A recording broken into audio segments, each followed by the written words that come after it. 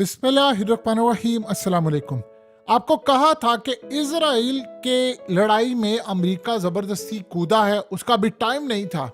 अब हुआ यह है कि यमन के अंदर आज जिस तरह अमेरिका और बरतानिया के शिप्स तबाह हुए हैं, अब वो जाहिर सी बात है वक्त आना था कि अमेरिका के अंदर से ही आवाज़ें उठनी थी कि भाई हमें तो मरने के लिए इन्होंने भेज दिया है और हमारे पास तो कोई क्लू नहीं है। अब जो अमेरिकी पायलट हिस्सा ले रहे हैं यमन की जंग के अंदर, उनके भयानक इंकशाफा सामने आए। उन्होंने कहा है कि हमें हुकूमत की जानिब से ऑर्डर आया था कि आप लोग जाएं और लड़ाई करें और यमन पर जाकर स्ट्राइक करें। वो कह रहे हैं कि हम इतना ज्यादा डिस्ट्रेस हो गए थे, एंजाइटी में हैं, हमें यही नहीं क्लू है कि हमने हमला कहाँ करना है। ना हमारे पास इंफॉर्मेशन है, ना हमें रेड सी का कोई तजर्बा है, और ना ही हमारे पास कोई डाटा है कि हम कैसे हमला करें, अपने आप को कैसे बचाएं, किन टारगेट्स पर हमला करें। अब हमारे लिए सबसे तबाहकुन सूरत हाल है कि हमें उस जंग में धकेल दिया गया है कि जहां पर हमारे पास क्लू नहीं है कि हम हमला कहां पर करें। असल में पायलट्स आकर ये बात बता रहे हैं कि जी हम सीख रहे हैं, हमें अभी तक सही तरह पता नहीं है, लोकेशन का नहीं पता, हमें वहां की इंफॉर्मेशन नहीं है, और इस सारे मामले पर इसीलिए अब तक हम कामयाबी हासिल नहीं कर पाए। देखिए हुआ ये है कि अमेरिका ने हमला किया यमन के ऊपर, और यमन ने कहा जी आपने जहां पर हमला किया कि वहां पर तो हमारे लोग ही नहीं थे, ना कुछ था। इन्होंने वहां पर जाकर फिर सिविलियन आबादी पर हमला कर दिया। उसके बाद यमन ने अब जो हमला किया है अमेरिका पर, वो इतना खतरनाक हमला था कि बरतानिया और अमेरिका दोनों के शिप उन्होंने एक साथ उड़ा दिए। आप सोचे अगर अमेरिका के शिप तबाह हो रहे हैं तो उनका सिस्टम बिल्कुल नाकारा हो चुका है। अब उन्होंने ये बात की है, वो कह रहे हैं कि जी हमारे लिए मसला ये हुआ है कि हमारे पास इस वक्त कोई ऐसा तजर्बा नहीं है, ना हमें पता चल रहा है कि हमने कहाँ पर जाकर हमला उनको करना है, उनको रोकना कैसे है, उनकी मिसाइलों की फैक्ट्री कहाँ पर है, उनके ड्रोन्स कहाँ पर हैं, कहाँ पर वो सब कुछ है, कहाँ पर जाकर हम हिट करें।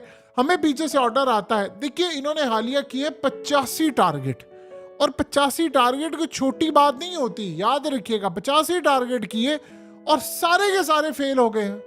यानी आप सोचिए जब आप किसी जगह पर टारगेट करते हैं तो टारगेट करने के बाद क्या होता है, आप रिजल्ट्स लेते हैं भाई हमने ये तबाह कर दिया, फलाना फलाना ये चीजें तबाह कर दी। अब असल में इन पायलट्स की गुफ्तगू से भांडा सारा ये फूटा है कि अमेरिका जो हमले कर रहा है वो सारे 2 नंबर हैं, वो आई वॉश है, वो अपनी कौम को पागल बना रहे हो, दुनिया को पागल बना रहे कि उन्होंने कुछ दिखाना है। उनके पास इंफॉर्मेशन ही नहीं है, ना उनको कोई तजर्बा है। वो कहते हैं इतना डिस्ट्रेस, इतना प्रेशर हमारे पीछे है, वो कह रहे हैं कि जाए हमला, हमें खतरा ये होता है कि वहां पर जाकर हम हमला करेंगे और सब कुछ यहाँ पर तबाह होगा। अब आप सोचे जरा कि अमेरिका के अगर पायलट जो हैं वो उठकर ये बात करना शुरू हो गए हैं कि हम एंजाइटी, परेशानी, खौफ, और हमारे पास कोई क्लू नहीं है, कोई इंफॉर्मेशन नहीं है कि हम यमन को जंगे से हराएं, तो ये तो भयानक अब लेवल आ गया है। यानी कभी आपने जिंदगी में सोचा था कि अमेरिका इस लेवल पर उतर आएगा कि जहां पर उनके पायलट्स जवाब दे देंगे। एग्जैक्टली इसराइल के साथ ही हो रहा है। अभी इनके साथ होगा क्या अमेरिका के पायलट्स के साथ, क्योंकि उधर से आ रही है बड़ी बुरी खबर 2 आ रही है बहुत बुरी। हमास की जो डील होनी थी वो डील खत्म हो गई है, अब वो डील नहीं होगी। इजराइल ने भी कह दिया कि जंग चलेगी, हमास ने भी कह दिया। अब है 2 इंतहा। नंबर 1 क्या है, पहली इंतहा ये है कि इजराइल ने कहा है कि हमने आखिरी हद तक जाना, हमने सारे गोल्स अचीव करने, यानी सफा हिस्ती से मिटा देना इस मुल्क को। अब ये लड़ाई, दूसरा हमास ने कह दिया, उसने कह दिया जब परमानेंट जंग बंदी नहीं होगी खत्म कहानी, ये लड़ाई अब एंड तक चलेगी। तो ये बात तो तय है कि दुनिया में आज नहीं तो कल बड़ी जंग तैयार है, क्योंकि दोनों ने लड़ाई करनी है, और ये लड़ाई हो सकता है अगले 10 साल जारी है और पूरा खिता इसकी लपेट में आ जाए। एक चीज, उसके बाद बहुत सारी खबरों में चीजें नहीं आ रही थी, हिजबुल्लाह के साथ मामला तय हो रहे थे इजराइल के कि आपने लड़ाई नहीं करनी। उन्होंने भी कह दिया कि खत्म सारी कहानी, अब मिसाइल चलेंगे, अब हमला होगा। अब जाहिर सी बात है कि अगर हिजबुल्लाह ने लड़ाई करनी है तो हमास ने भी लड़ाई करनी है, तो दोनों ने अगर लड़ाई करनी है तो यमन ने तो उनके शिप रोकने हैं, तो यमन ने शिप रोकने हैं तो उन्होंने अमेरिका पर हमला करना है, उन्होंने बरतानिया पर हमला करना है। जब उन्होंने हमला करना तो अमेरिका के तैयारों ने आना है, तो फिर इन पायलट्स का क्या बनेगा, क्योंकि जो अगली तैयारी अब यमन कर रहा है। अब सोचे आज 2 शिप आपने तबाह किए हैं 85 टारगेट के बाद, इसका मतलब आपके टारगेट जाली थे, इसका मतलब है कि आपने सारा कुछ जाली किया था। अब ये पायलट जो है वो घबरा रहे हैं, वो कह रहे हैं कि हमें नहीं पता हम कहां पर हमला करें, और इनको ये भी नहीं पता कि किसी भी वक्त इन पर कोई हमला हो सकता है, क्योंकि ये अब जा रहे हैं यमन की हदूद में। यमन ने असल में इस वक्त प्लान ये किया है कि पहले तो उन्होंने शिप तबाह की है, शिप तो तबाह कर रहे हैं, वो दो काम उन्होंने इस वक्त अपनी प्रायोरिटी के ऊपर रख लिया है कि इसको सबसे पहले करना है। ये जो अमेरिका और बरतानिया के तैयारे उड़कर आ रहे हैं, वो कह रहे हैं कि हमने इसको तबाह करना है। और जो यमन के अंदर आते हैं, क्योंकि अगर हम एक या दो तैयारे इनके तबाह कर ले, खास तौर पर अगर हम बरतानिया और अमेरिका दोनों के तैयारे तबाह कर लें, तो उसके बाद हमारा जंग पर जो पलड़ा है वो इतना भारी हो जाएगा। ऑलरेडी हमने पूरी दुनिया को तिगनी का नाच रचाया है, उसके बाद तो पूरी दुनिया में खलबली मचेगी। और अगर मलबा F-35 का या जिसका भी है, या दूसरे तैयारे हैं, या B-1 बॉम्बर है, या किसी का, अगर वो मलबा यमन के अंदर किसी तरह मिल जाता है, तो आप सोचे लॉटरी निकल आएगी ईरान की और चाइना की लॉटरी निकल आएगी। कि देखिए सबसे पहले होगा क्या कि यमन ने वो सारे का सारा मलबा देना है ईरान को, ईरान ने आगे उसको देना है, खुद भी काम करेंगे और रशिया और चाइना के साथ भी चीजें शेयर करेंगे। अमेरिका असल में इस बात से घबरा रहा है। लोग ये समझते हैं कि ये हमला करके आते हैं और उसके बाद वो इनको फिर हमला करते हैं। असल में वो किसी तरह चाह रहे हैं कि तुम अंदर तक आ जाओ, क्योंकि देखिए अब उन्होंने एक बड़ी स्टेटमेंट दे दी है। उन्होंने कहा है कि अगर अमेरिका एटम बम भी मार देता है तो हमने पीछे नहीं हटना, अब ये लड़ाई जानी है और ये बड़ी आखिरी हद तक जानी है। सोचो तो लेवल आपका ये हो जाए तो फिर तो सूरत हाल का अंदाजा आप लगा सकते हैं। तो लड़ाई तो असल में इस वक्त ये होने जा रही है, और इसी सूरत हाल को पेश नज़र रखते हुए हमें चीज़ें समझनी चाहिए कि आखिरी हद हो रही है। एक चीज़ तो ये हो गई। नंबर 2 सूरत हाल ये है कि अमेरिका को ये बात का खतरा है कि अगर मेरा कोई तैयारा कुछ तबाह हो गया, क्योंकि यमन अभी ऐसी सूरत हाल में है कि अमेरिका को क्लू नहीं है। सोचिए अगर उनके पायलट्स को नहीं पता, पायलट वो होते हैं, देखिए जब आपको सारी इंफॉर्मेशन दी जाती है, ये इंटेलिजेंस मालूमात है, यहाँ पर स्ट्राइक करना है, यहाँ से हमला हो सकता है, यहाँ से बचाना है, वो कह रहे हैं हमें कुछ भी नहीं पता, यानी हमें मरने के लिए इन्होंने भेज दिया और हम किसी भी वक्त तबाह हो सकते हैं, मर सकते हैं, हमारे पास इंफॉर्मेशन ही नहीं है। इंफॉर्मेशन कैसे होगी? हम जा रहे हैं हवा में तीर मार रहे हैं, कहीं लग गया नहीं लगा, ना लगा वापिस आ रहे, बस हमने दुनिया को ये बताना है कि हम स्ट्राइक करें। अभी तक तो अमेरिका की सूरत हाल है कि वो सिर्फ बचा रहा है अपने आप को। आगे बढ़कर जब इनका कोई जहाज या कुछ तबाह हो गया तो आप अंदाजा नहीं कर सकते कि अमेरिका की कितनी बुरी पूरी दुनिया के अंदर तबाही हो जाएगी, और ये आज से पहले कभी भी नहीं हुआ होगा।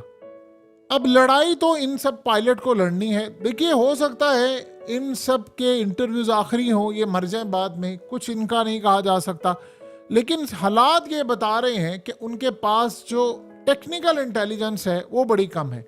दूसरी जानिब खतरा एक है थोड़ा सा, इनको जो अभी तक समझ नहीं आ पा रही है बात, कि क्या कोई EMP या कोई ऐसी चीज से हमला इस वक्त हो सकता है या नहीं हो सकता।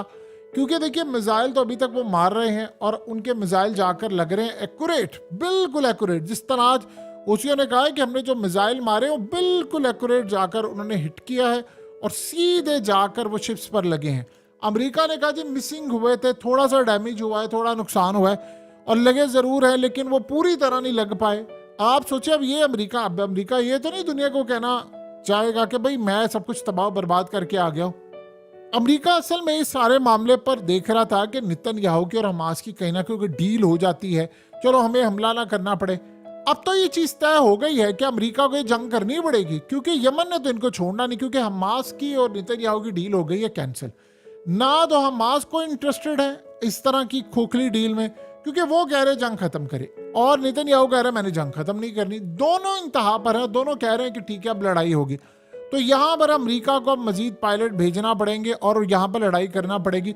सोचिए अमेरिका वो जंग लड़ने जा रहा है जिसमें अमेरिका के पास कोई इंटेलिजेंस मालूमात नहीं, सिर्फ उसने फिजा के अंदर मिसाइल मारने हैं, ये करना है वो करना है। और ये आप समझ लें इस बात को कि यमनियों के पास इस वक्त मिसाइलों की जो भरमार है, जो अपनी परेड में वो दिखाते हैं और सब कुछ करते हैं, वो इतने ज्यादा है कि अमेरिका की इंटेलिजेंस मालूमात ये भी नहीं पता कर सकी कि उनके पास अभी तक क्या है।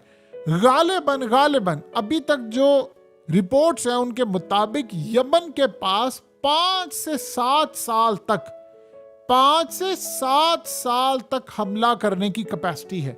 सोचिए ये तो डेली बेसिस पर मिसाइल मार रहे हैं, ड्रोन्स मार रहे हैं। अब ये अमेरिका के जो मिसाइल्स हैं उनको कंज्यूम करवा रहे हैं, उसको इस्तेमाल करवा रहे हैं, उनका असला खत्म होता जा रहा है। यूक्रेन वाले मामले पर भी असला खत्म हो रहा है, यहाँ पर भी असला खत्म हो रहा है। अमेरिका की उतनी प्रोडक्शन नहीं है जितने उसने पंगे ले लिया। देखिए इसराइल का जो मामला है वो तो अमेरिका को भी नहीं पता था कि ये हो जाएगा, कि इस तरह हमला कर लेंगे और इस तरह की सूरत हाल होगी, क्योंकि इसराइल भी ये समझ रहा था कि हम 12-14 दिन में ही जंग जीत लेंगे। याद कीजिए 2021 में भी जब हुई थी लड़ाई और सारा कुछ, तब भी तो 10 दिन बाद एक सुलह हो गई थी, कि एग्रीमेंट हो गया था। तो वो सोच रहे थे कि अच्छा चलो हम तबाही करेंगे, हम सारा कुछ करेंगे, 15-20 दिन काफी होंगे। लेकिन ये तो नहीं पता था कि अमेरिका असला, अब अमेरिका को अगर यमन के पास 5 से 7 साल तक एग्जैक्टली लड़ने की कैपेसिटी है, तो ईरान ने प्रोडक्शन तेज कर दी है मिसाइलों की, उधर यमन के अंदर भी शुरू हो गई है, चाइना भी सपोर्ट कर रहा है। तो अमेरिका के लिए तो मसला है कि अब उनके तैयारे जाएंगे और तैयारे जाकर वहां पर हमला करेंगे और उनके पास कोई क्लू नहीं है, और ये सुपर पावर का हाल है। अभी तो यमन ने बहुत सारे जो मिसाइल हैं वो सरप्राइज के तौर पर इनको मारने हैं। देखिए आज सूरत हाल ये पैदा हुई कि जो बरतानिया का शिप तबाह हुआ है उस पर बरतानिया ने बड़े इस वक्त शदीद गुस्सा पाया जा रहा है, और बरतानिया के अंदर लोग डिमांड कर रहे हैं कि आप फेल हो चुके हैं, और बरतानिया का प्राइम मिनिस्टर कहता है कि हम रशिया के साथ जंग के लिए तैयार हैं। देखिए यमन के मामले पर उनकी कैपेसिटी नहीं है लड़ने की, उनके पास जो इंफॉर्मेशन है वो शायद रशिया के मामले पर इंटेलिजेंस मालूमात हैं, वो भी इस लेवल की नहीं है कि जहां पर लड़ सके। 12 उन्होंने कहा हम जंग के लिए तैयार है, पोलैंड को उन्होंने तैयार किया हुआ है। उस वक्त नेटो नहीं था तैयार, अब नेटो को भी वो तैयार कर रहे हैं, तो वहां पर ये लड़ाई सारे करने को तैयार है। यमन का महाज इनके गले पड़ गया है।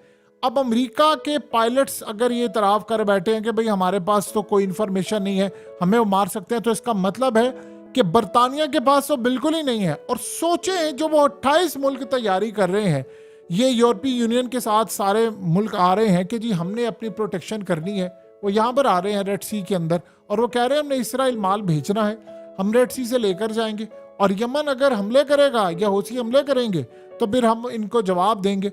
तो सोचे अगर इनके पास इंटेलिजेंस मालूमात है अमेरिका के पास, जो कि 8 साल यहाँ पर लड़ाई करता रहा, तो यूरोप के पास कहाँ से इंटेलिजेंस मालूमात आ गई। तो इस सारे मामले पर सारे ममालिक अगर यमन के साथ लड़ाई करेंगे तो ईरान ने उसको मजबूत करना है, चाइना ने पैसा बहाना है। चाइना ने उसका काम क्या किया है? चाइना ने काम ये किया है कि अचानक उन्होंने ईरान के अंदर बहुत ज्यादा इन्वेस्टमेंट का ऐलान कर दिया है, और हंगामी बेसिस पर पैसा वो भेज रहे हैं। वो इन्वेस्टमेंट के नाम पर भेज रहे हैं। वो कर क्या रहे हैं? वो अरबों डॉलर्स वहां पर लगा रहे हैं, और पैसा जब आ रहा है तो उससे प्रोडक्शन बढ़ रही है, फौरी तौर पर प्रोजेक्ट शुरू हो रहे हैं, और उनके हथियार और तमाम चीजों की सप्लाई असल में चाइना इनडायरेक्ट खेल रहा है। वो कर रहा है इन्वेस्टमेंट, ईरान को मिल रहा है पैसा, ईरान को वो पैसा मिल रहा है, उसी पैसे को वो यूटिलाइज कर रहे हैं एक तो प्रोजेक्ट्स के अंदर, और बाकी वो सारा काम कर रहे हैं कि सप्लाई करे ताकि हथियार की इनको कमी ना आए। क्योंकि अगर 28 ममालिक कूदेंगे इस जंग के अंदर तो जाहिर सी बात है फिर हमले सुबह शाम होंगे, और अकेला यमन इस लड़ाई को लड़े ये हो नहीं सकता। एक बात अमेरिका को बड़ी जबरदस्त मिली है कि अमेरिका के पास इंटेलिजेंस मालूमात नहीं है इस खित्ते की। तो अगर इस खित्ते के अंदर इस जंग में अमेरिका को मजीद अंदर तक लेकर वो आ जाते हैं, यानी पूरी तरह अंदर ट्रैप करके ले आते हैं, तो फिर अमेरिका इस जंग को जीत नहीं सकता।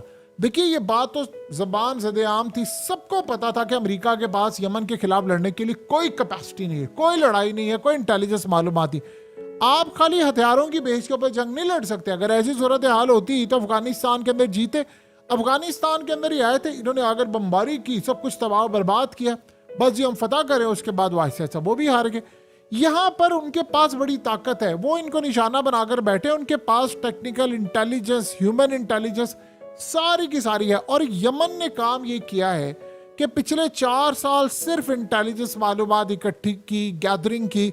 अमेरिका को उस वक्त नहीं पता था कि एक टाइम ऐसा आएगा कि शिपिंग कंपनी जो है उनको तबाही का सामना करना पड़ेगा, तो उन्होंने बॉदर ही नहीं किया क्योंकि हम यहाँ पर अपने को अड्डे की चीजें। और देखिए एक और भी बात थी, अमेरिका को असल में हमेशा से जरा इस बात का तकब्बुर था कि जब कभी लड़ाई होगी इनसे किसी और से, तो चलो मेरे अड्डे हैं ना सऊदी अरब या बाकी ममालिक में, पूरे मिडिल ईस्ट के अंदर, तो मैं वो यूटिलाइज करूंगा। लेकिन जब ऐन मौका आया तो उन्होंने भी इनकार कर दिया कि भाई आप अड्डे इस्तेमाल नहीं कर सकते हमारे, क्योंकि हमने यमन के साथ लड़ाई नहीं करनी। आप सोचे अड्डे क्या खाक उन्होंने इस्तेमाल करने हैं। ईरान ने कमाल काम कर दिया, और सऊदी अरब और ईरान ने इस दफा गले से पकड़ा हुआ है बड़े मजे तरीके से।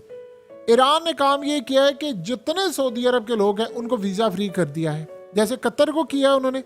उन्होंने इनको वीज़ा फ्री कर दिया है कि जितने सऊदी अरब ईरान आना चाहते हैं ज़ियारतों के लिए, किसी चीज़ के लिए, हमारी तरफ से वो वीज़ा फ्री हो गया। और अनकरीब आपको नज़र आएगा कि सऊदी अरब ये काम कर देगा। उन्होंने ईरान से कर लिया दोस्ती। ईरान से दोस्ती का मतलब है यमन के साथ। आपको कहा था हकीकत टीवी ने कि कोई मिडिल ईस्ट की कंट्री इस जंग में नहीं आएगी, क्योंकि अब मोहम्मद बिन सलमान अच्छा काम ये कर रहे हैं कि भाई मैंने कंस्ट्रक्शन करी, मैंने किसी लड़ाई में नहीं आना। आपने देखा नहीं उसका अमेरिका को कितना नुकसान है। यानी किसी मिडिल ईस्ट की कंट्री ने कहा कि भाई अड्डे हैं, आप रहे, आप हमारी हिफाजत के लिए, किसी की जंग के लिए हमने आपको अड्डे नहीं देने। और ये अगर करेंगे ईरान पर हमला, तो ईरान ने कहा है क्लियरली कि भाई मैंने तो इनकी मिलिट्री बेसिस उड़ा देनी है। तो अमेरिका के लिए तो इस वक्त बड़ी तबाहकुन सूरत हाल है। अब पायलट्स भी आकर इतराफ़ करें, थोड़ा सा इंतज़ार करें, एयर चीफ भी आएगा उनका, आर्मी चीफ भी कहेगा कि हमने ऐसी जंग छेड़ दी जिसका हमारे पास कोई रास्ता नहीं। इसीलिए तो बार बार इसराइल को कह रहे हैं सब्र करो, अभी जंग ख़त्म करो, फलाना करो, हमारे पास इंटेलिजेंस मालूमात नहीं है। और अगर उधर से उन्होंने कहा लड़ाई शुरू हो गई है, तो हमारे पास बिल्कुल ही लड़ने के लिए कुछ नहीं है।